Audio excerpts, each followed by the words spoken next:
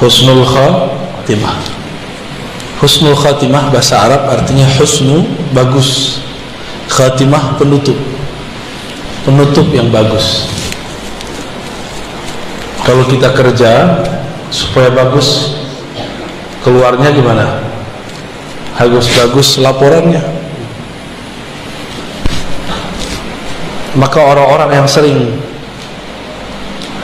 melaporkan apa yang dia lakukan dengan baik, dengan jujur, orang ini akan keluar dari tempat bekerjanya dengan cara yang baik.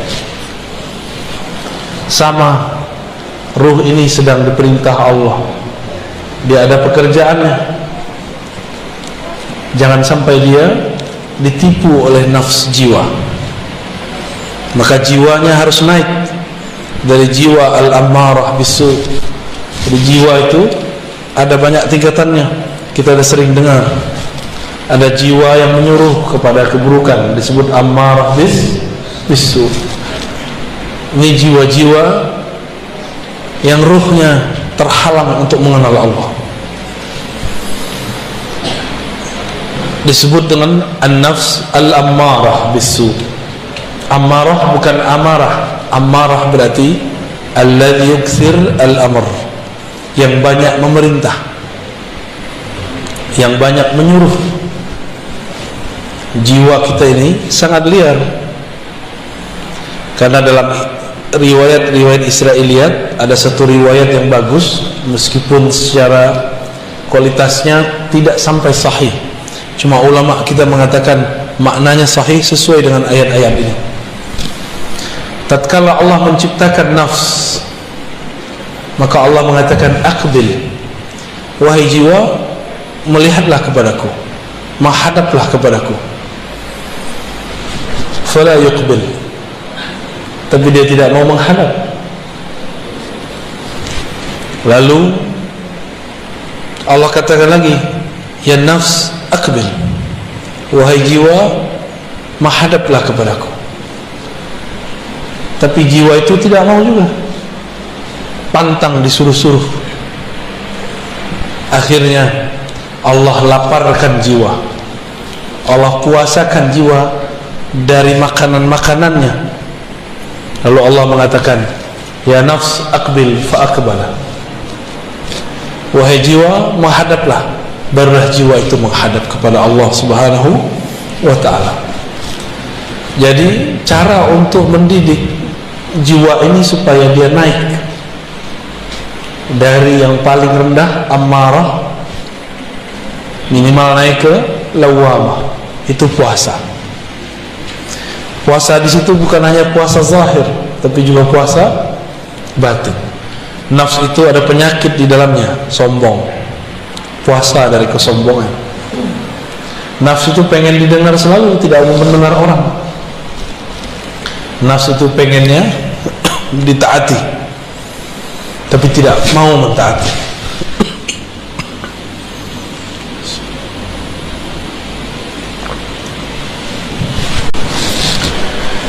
Lalu nafs ini punya poros, ada raja di dalam dirinya bernama qalbu. Jangan sampai nafs ini menjadi rajanya qalbu, tapi qalbu harus menjadi rajanya nafs. Bagaimana caranya? Karena qalbu ini tempat Allah memandang, maka lakukanlah seperti Allah pernah dulu melakukannya. Puasakanlah jiwa, puasakan dia dari memandang yang tidak benar, puasakan dia dari mengatakan hal-hal yang tidak benar. Maka jiwa nanti akan patuh kepada qalbu. Banyak-banyak puasa, puasa zahir dari makan, minum, juga puasa batin. Nabi mengatakan, wa idza kana yaumu ahadikum, yaumu shaumi ahadikum falyakul, wa idza kana, apabila yaumu shaumi ahadikum, ya, hari kalian berpuasa, lalu ada orang syatamahu aw qatalahu, falyakul inni shaim. Ada orang ngajak dia berantem, katakan inni shaim, aku sedang berpuasa. Berarti puasa di hadis ini apa? Hadis Sahih Bukhari. Puasa emosi. Puasa emosi. Nabi itu sangat mengerti kondisi jiwa. Maka Nabi mengatakan, jika kamu marah dalam keadaan berdiri, duduklah. Jika dalam duduk marah, maka tidurlah. Itu sebabnya saya kalau ceramah, saya memilih bersandar, ya, supaya tidak, emosinya tidak meluap-luap. Ya, silakan para satis dicobain. Ya, cobain kalau ceramah itu bersandar. Maka kita nafsnya sudah disandarkan, tinggal yang bicara kolbunya, lidahnya dipinjam sebentar. Tapi kalau sudah begini, lain ceritanya. Gelarnya jadi keluar. Saya doktor, saya LC, lulusan apa tuh? Lulusan Ciputat. Lama Kairo. Ya, lama di Kairo. Itu istilah baru yang saya dapat di Medan. Dari Dr. Thohir, alumni Kairo ini, alumni Mesir ini. LC kata dia lama di Kairo. Kalau MM masih di Medan. Jadi si jiwa ini harus dipuasakan terus, nanti dia naik ke lawamah. Apa ciri-ciri jiwa kita sudah naik ke lawamah? Kita suka menyesali perbuatan. Maka ahwal, kondisi yang terjadi pada orang yang sudah naik ini namanya muhasabah. Apa namanya? Suka menghisap dirinya, bukan menghisap orang lain. Suka menyalahkan dirinya, bukan menyalahkan orang lain. Lawamah itu dua, ada lawamatu ghairi, dia mencaci maki orang lain, itu syaitan. Syaitan itu dikeluarkan dari surga, yang salahkan iblis, yang salahkan Adam. Iblis keluar dari surga, yang salahkan siapa? Nabi Adam. Lalu justru dia diusir karena dia tidak patuh kepada Allah. Ketika Nabi Adam pun juga diusir dari surga, belum salahkan siapa? Dirinya sendiri. Ini beda Bani Adam yang ruhnya hidup dengan Bani Syayatin. Bani Syayatin ini bisa manusia, kan ada Syayatinul Jinni wal Ins, keturunan atau pengikut syaitan. Apa aja disalahkan orang, nggak pernah menyalahkan diri. Oh, ini banyak ustadz sekarang begitu. Banyak dai sekarang menyalahkan orang di luar, menyalahkan kelompok di luar. Gunung Semeru meletus, yang dia salahkan orang Semeru. Oh, orang Semeru itu gak ibadah, itu banyak maksiat tuh. Jangan begitulah. Kalau anda tidak sanggup membantu mereka, jangan sakiti hati mereka. Sinabung dekat sini kan? Oh, di bawahnya banyak orang kafir. Kalau engkau tidak mau bantu, uskut, diam aja. Karena untuk membantu tidak mesti dia seorang muslim. Membantu seantara manusia dan manusia ini adalah hal yang wajib. Karena Nabi memahami ayat, Allah jadikan kamu berkabilah-kabilah, bersuku-suku, lita'arafu, supaya kamu berkenalan. Salah satu penyakit jiwa itu adalah merasa dirinya baik. Itu satu. Yang kedua, merasa sukunya terbaik. Hati, ya. Ini kita ini nggak tahu sebenarnya suku orang Medan ini banyak, ya.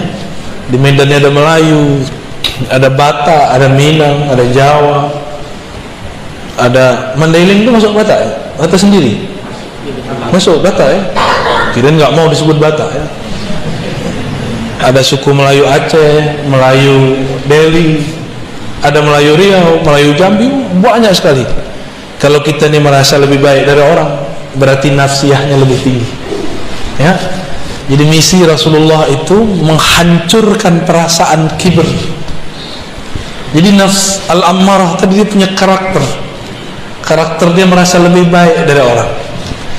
Jadi kalau kita duduk di sini merasa lebih baik dari yang di samping, berarti nafs ammarahnya masih aktif. Harus dikuasakan, harus dihantam dengan kuasa. Kalau sudah naik ke lawamah, dia sering muhasabah.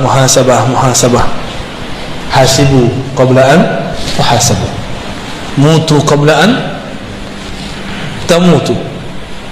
Hisaplah dirimu sebelum kamu dihisap. Matikan dirimu sebelum kamu mati. Maksudnya bayangkan kalau kita mati, apa yang akan kita bawa? Pertanyaan di alam kubur tidak aneh-aneh, cuma man rabbuka, man nabiyuka, siapa Rabbmu. Tidak ditanya pernah bangun masjid, nggak ditanya. Nggak ditanya hafalannya berapa, nggak ditanya tahajudnya banyak atau tidak. Yang ditanya siapa Rabbmu. Kamu tahajud untuk siapa? Kamu bangun masjid karena siapa? Kamu sekolah karena siapa?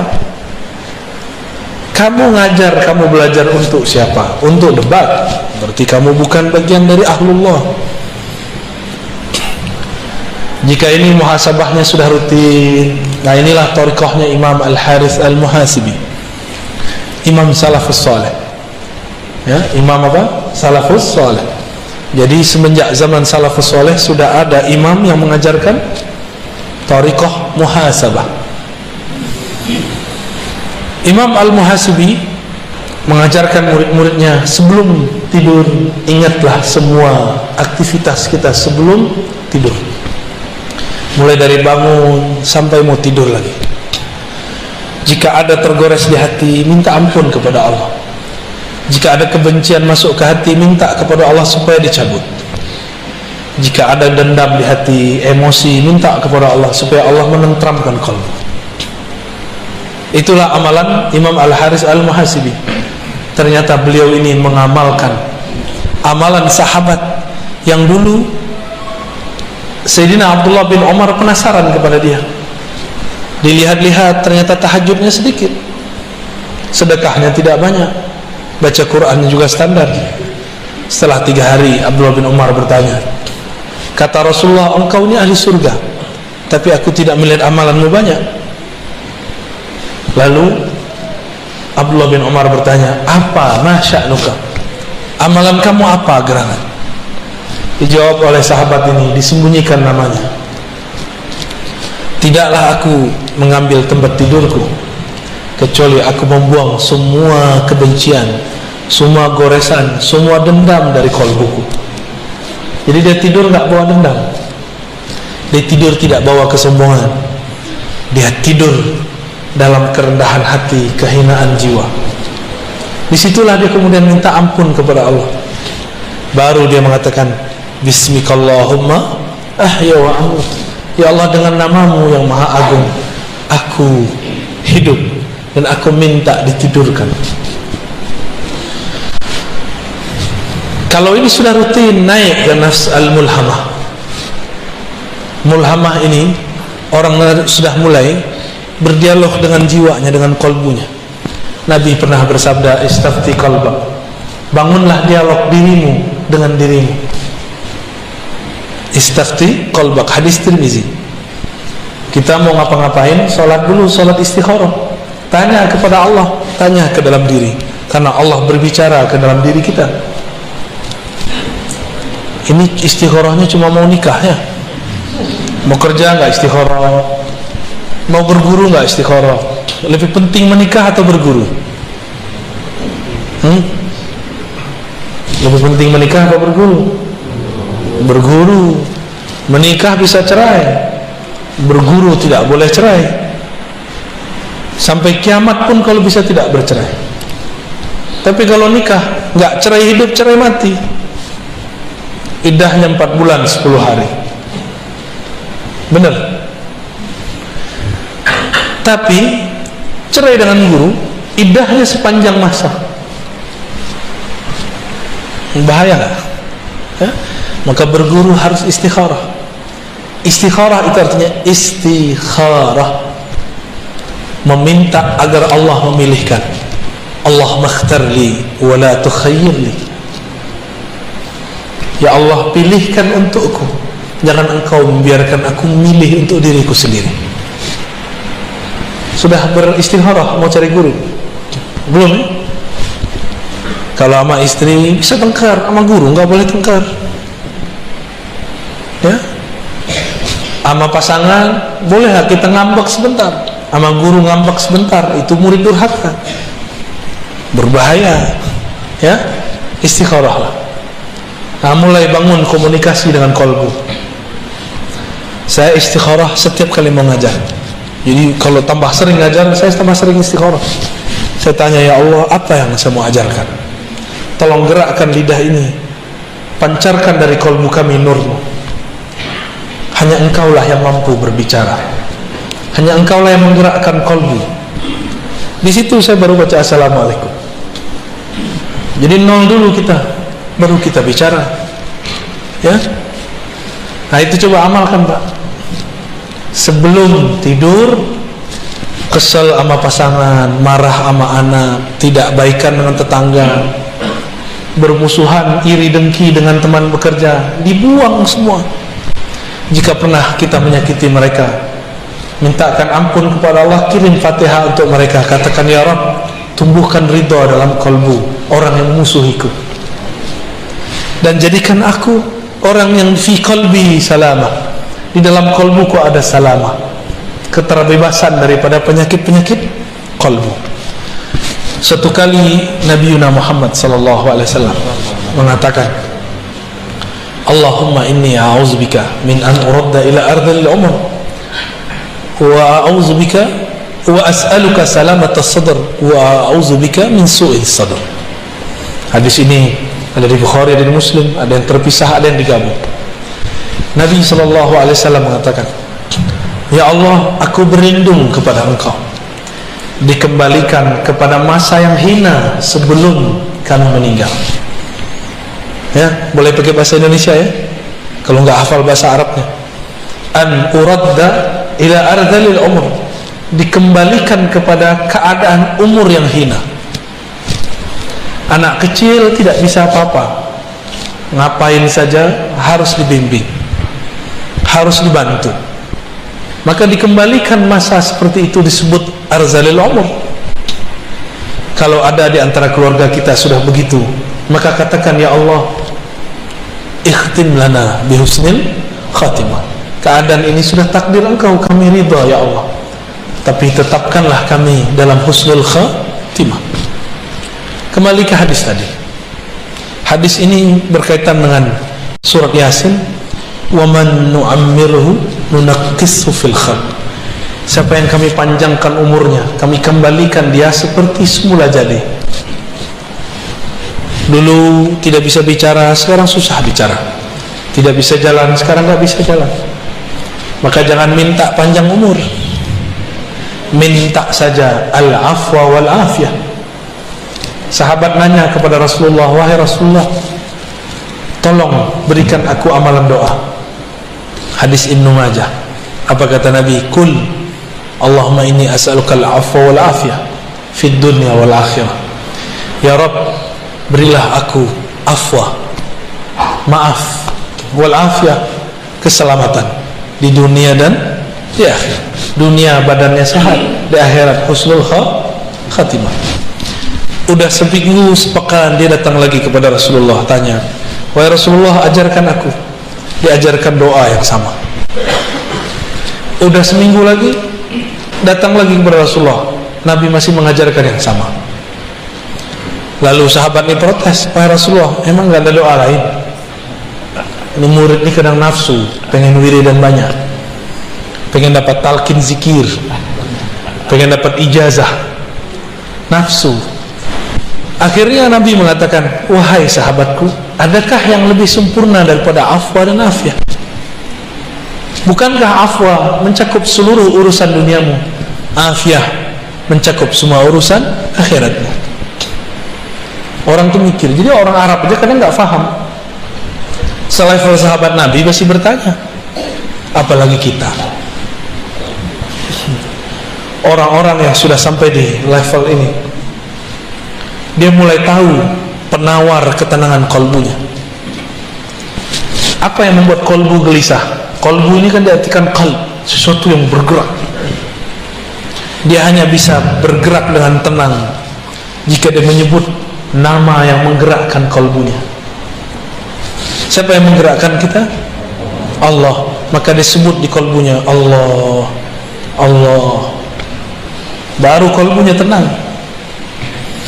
Anak kecil mainannya ketinggalan, nangis gak? Oh, bisa pukul-pukul badannya, bisa guling-guling. Mainannya kolbu cuma satu, zikrullah, menyebut nama Allah. Kalau di sini sudah rutin, sudah sering berdialog dengan kolbu, sudah tahu obat penawar gelisahnya kolbu, yaitu zikrullah, maka orang ini naik ke makom yang tadi ayatnya dibaca.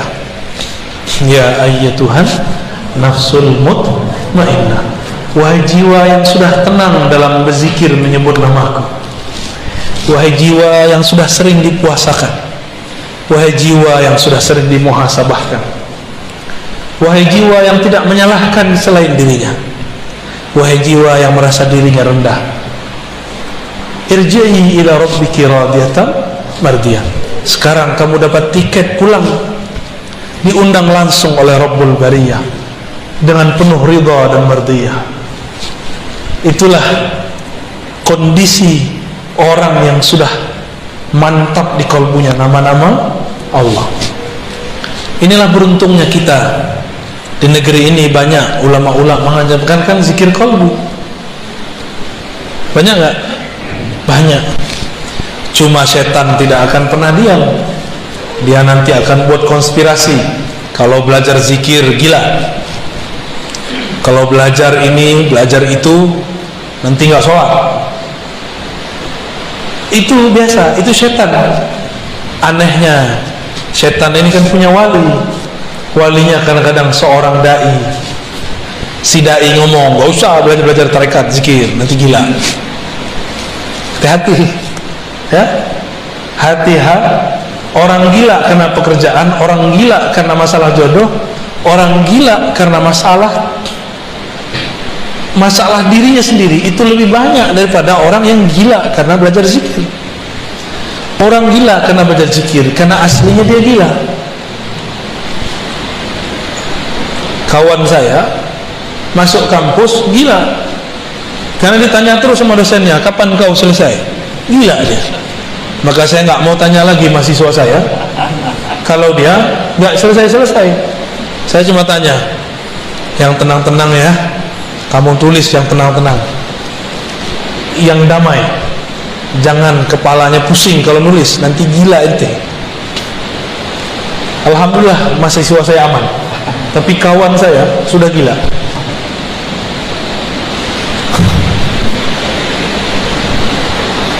Wah, udaranya sendu sekali ya, seperti suara saya.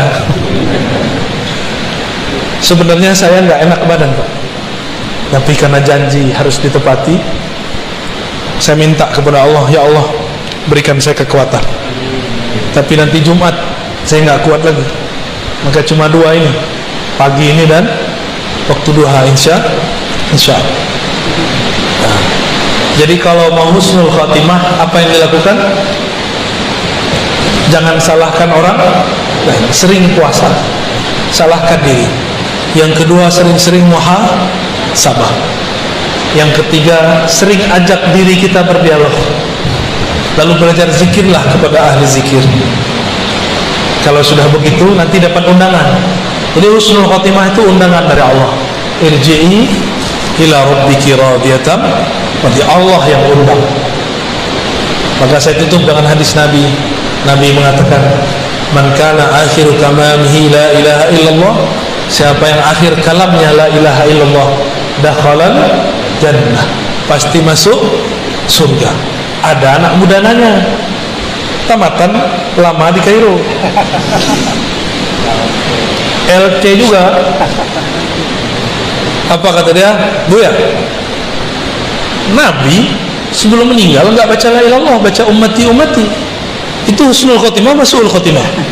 Ya salah. Itu yang nanya setan apa dia ya?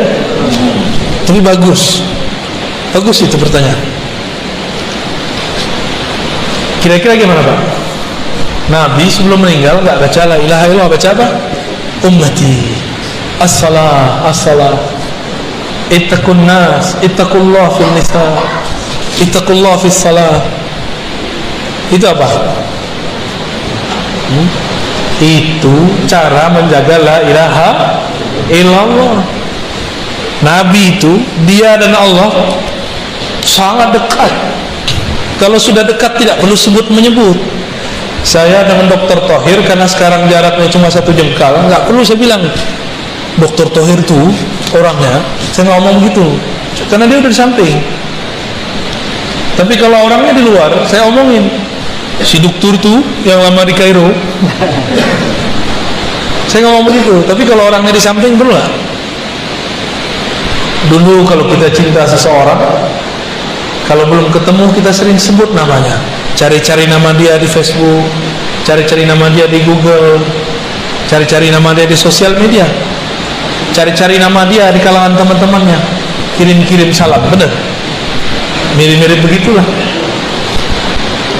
Orang kalau sudah cinta sering-sering sebut nama. Kalau sudah menikah masih begitu nggak? Enggak. Ya, nggak perlu lagi sebut-sebut nama. Yang punya nama sudah bersama saya. Kalau orang sudah dekat kepada Allah, zikirnya bukan lagi menyebut, zikirnya memandang, zikirnya dipandang oleh Allah Subhanahu wa ta'ala.